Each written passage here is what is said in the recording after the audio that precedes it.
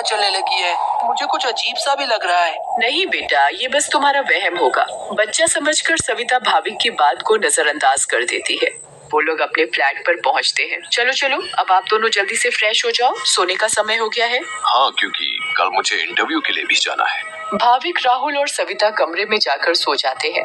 ऐसे ही चलते चलते उन्हें 1 महीना बीत जाता है। एक दिन राहुल का बॉस उसे ऑफिस के काम से सूरत जाने को कहता है। ये तो कितनी अच्छी खबर है। मैं ये बात सोसाइटी जाकर सविता और भाविक को बताऊंगा, तो वो दोनों भी बहुत खुश हो जाएंगे। राहुल घर जाकर ये बात सविता और भाविक को बताता है। सविता, ओ सविता, कहाँ हो तुम? तुम्हें एक खुशखबरी देनी है। अरे हाँ हाँ, क्या हुआ? इतना क्यों चिल्ला रहे हैं आप?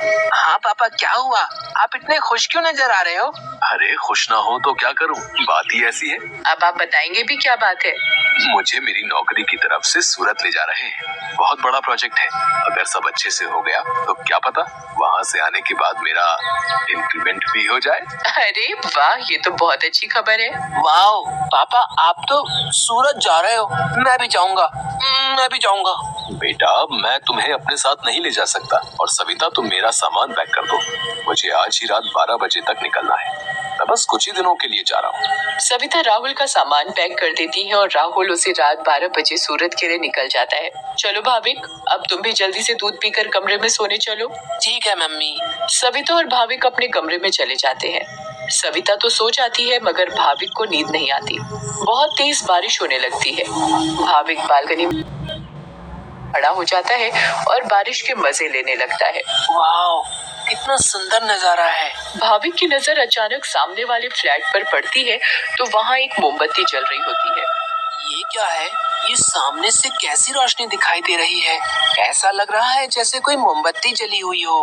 मगर जब से हम यहाँ आए हैं तब से तो ये फ्लैट बंद पड़ा है। भाविक को फिर अचानक से एक औरत चलती हुई दिखती है। अरे ये औरत कौन है? कहीं यहाँ कोई भूत तो नहीं? मम्मी, मम्मी, भूत भूत, मम्मी बचाओ, मुझे बचाओ। क्या हुआ बेटा, क्या हुआ? तुम इतना क्यों घबरा रहे हो? मम्मी, वो भूत भूत। क्या बोले जा रहे हो तुम? ठीक से बोलो, मुझे कुछ भी समझ में नहीं आ रहा है। मम्मी, मुझे नींद नहीं आ रही थी तो मैं बालकनी में जाकर खड़ा हो गया और बारिश देखने लगा। तभी मैंने सामने के फ्लैट में जलती हुई मोमबत्ती देखी और एक औरत को देखा। नहीं बेटा, ये भूत वूत कुछ नहीं होता। ये तुम्हारे मन का वहम है। नहीं मम्मी, मैं सच कह रहा हूँ। नहीं बेटा, चलो अब सो जाओ, रात बहुत हो रही है। नहीं, मैं आपको लेकर जाता हूँ। अच्छा चलो, दिखाओ कहाँ है भूत। फिर भाविक सविता को बाहर लेकर जाता है। कहाँ है भूत? मुझे तो कहीं कोई नहीं दिख रहा। मम्मी देखो, वहाँ पर देखो, वो सामने वाले फ्लैट में। अरे बेटा, कुछ भी नहीं है वहाँ पर। नहीं मम्मी, मैं झूठ नहीं बोल रहा। अच्छा ठीक है ठीक है, चलो अब जल्दी कमरे में जाओ और सो जाओ। फिर वो दोनों कमरे में जाकर सो जाते हैं। भाविक, अब तुम्हें डरने की कोई जरूरत नहीं है। मैं तुम्हारे साथ सो रही हूँ ना, अब तुम आराम से सो जाओ। अगली सुबह भाविक सोसाइटी के दूसरे बच्चों से मिलता है। तुम सबके नाम क्या है? मेरा नाम पिंकू है। मेरा नाम सोनू है। और मेरा नाम गोली है। सारे बच्चे मिलकर पूरा दिन खूब मस्ती करते हैं। फिर रात में सारी औरतें सोसाइटी कंपाउंड में बातें करती हैं। तभी सविता रात की बात सारी औरतों को बताती है। दूसरी ओर भाविक और उसके सारे दोस्त लुका छुपी खेल रहे होते हैं। पिंकू गिनती करना शुरू कर देता है।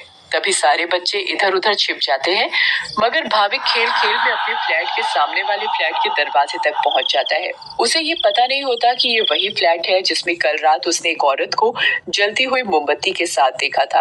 अरे ये दरवाजा तो खुला हुआ है और यहाँ तो कितनी सारी लाइटें हैं। चलो अब मैं जल्दी से इस घर में छिप जाता हूँ ताकि मुझे कोई ढूंढ ही ना पाए। वो जगह ठीक है, मैं उस कमरे में जाकर छिप जाता हूँ। भाविक जैसे ही उस फ्लैट के कमरे की ओर जाने लगता है वैसे ही बाहर की सारी लाइट्स लुक लुक होने लगती हैं। ये क्या हो रहा है यहाँ पर? अचानक ये लाइटें लुक लुक कैसे होने लगी? भाविक इधर उधर देखने लगता है। तभी भाविक की नजर दरवाजे की है। दरवाजे के ऊपर क्या लिखा हुआ है? भूत, मम्मी, मम्मी बचाओ बचाओ। भाविक चिल्लाते हुए सोसाइटी